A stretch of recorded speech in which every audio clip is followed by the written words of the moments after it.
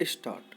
मैं समझता हूँ कि प्रत्येक व्यक्ति को और विशेषकर विद्यार्थियों को अध्ययन को इसी व्यापक अर्थ में लेना चाहिए कि वह हर पल कुछ न कुछ सीख रहा है। मैं ऐसा क्यों कह रहा हूँ, इसे आप आगे चलकर और अच्छी तरह समझ सकेंगे।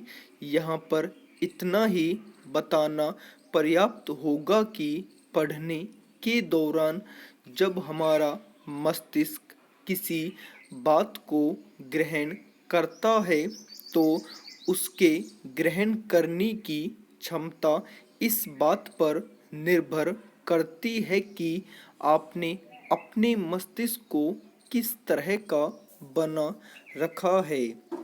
यदि आपके पास अनुभवों का दायरा बहुत है, तब आप पाएंगे कि आपके मस्तिष्क के ग्रहण करने की क्षमता बढ़ गई है।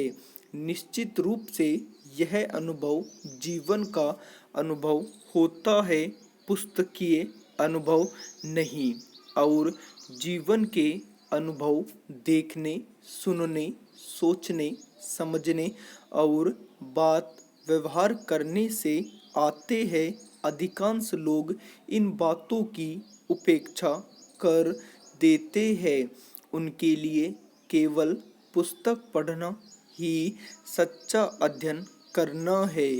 ऐसे पढ़ाकू किस्म के विद्यार्थी अपनी स्कूली पढ़ाई में भले ही सफल हो जाते हैं, लेकिन जब उन्हें जीवन के मैदान में आना पड़ता है तब वे अपने को पूरी तरह अनफिट पाते हैं।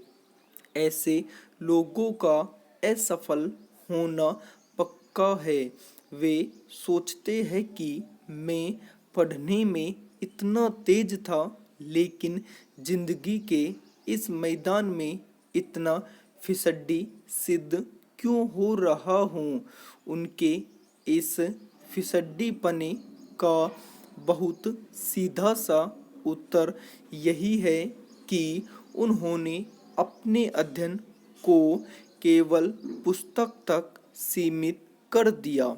मुझसे 2 साल वरिष्ठ विज्ञान की एक विद्यार्थी थी जो अपनी किसी भी परीक्षा में कभी भी द्वितीय स्थान पर नहीं आई।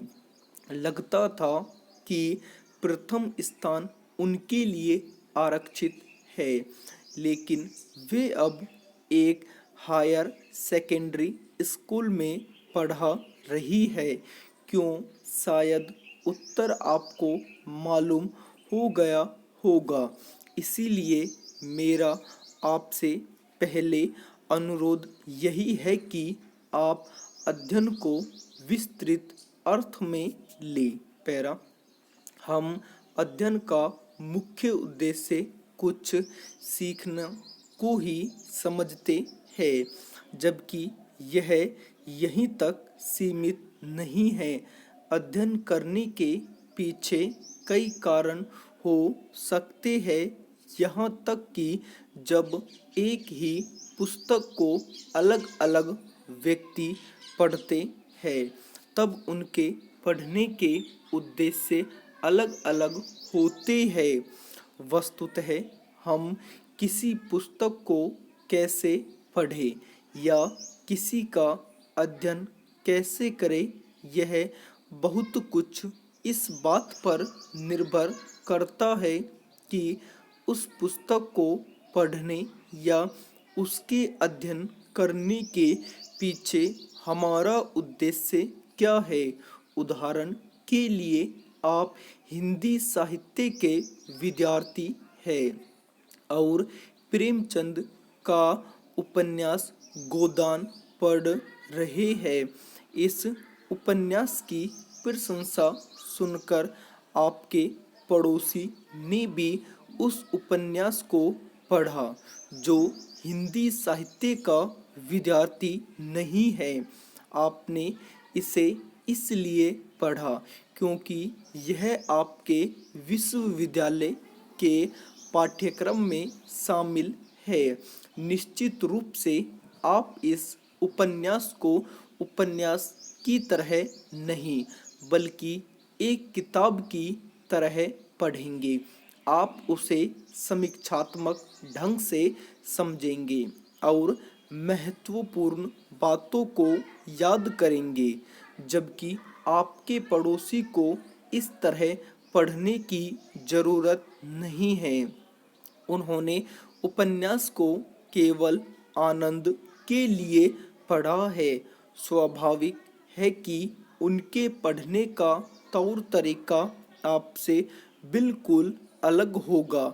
आपने अक्सर देखा होगा कि रेलवे प्लेटफार्म पर बिकने वाली किताबें इस तरह की होती है जिन्हें आप सफ़र में आराम से पढ़ सके।